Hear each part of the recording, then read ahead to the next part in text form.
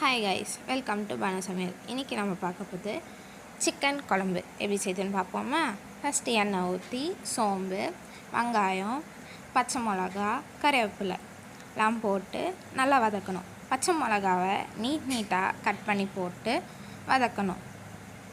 நல்லா வதக்கிட்ட பிறகு 2 ஸ்பூன் இஞ்சி பூண்டு பேஸ்ட் போட்டு நல்லா வதக்கணும். அதுக்கப்புறம் தக்காளியை குட்டியாக கட் பண்ணி போட்டு அதுவும் நல்லா வதக்கணும். கூடவே மஞ்சத்தூளும் சேர்த்துக்கணும். தக்காளி நல்லா தண்ணி இல்லாமல் நல்லா பச்சை வாசனை போகிற வரைக்கும் வதங்கணும்.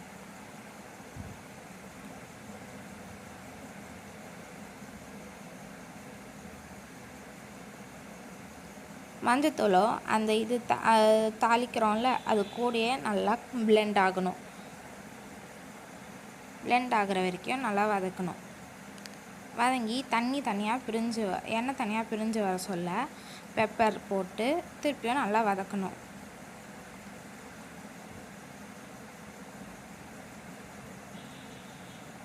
திருப்பியும் நல்லா ஃப்ளேவருக்காக கறிவேப்பிலை போட்டு வதக்கணும்.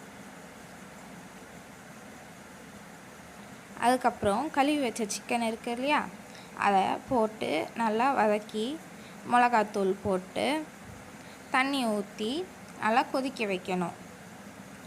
காரத்துக்கு ஏற்ப மிளகாத்தூள் போட்டுக்கோங்க.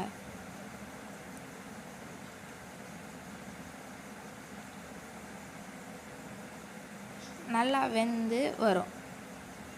வெந்து வந்துட்ட பிறகு கொத்தமல்லியை போட்டு ஸ்டவ் ஆஃப் பண்ணிடுங்க. அவ்வளோதான், சிக்கன் குழம்பு ரெடி.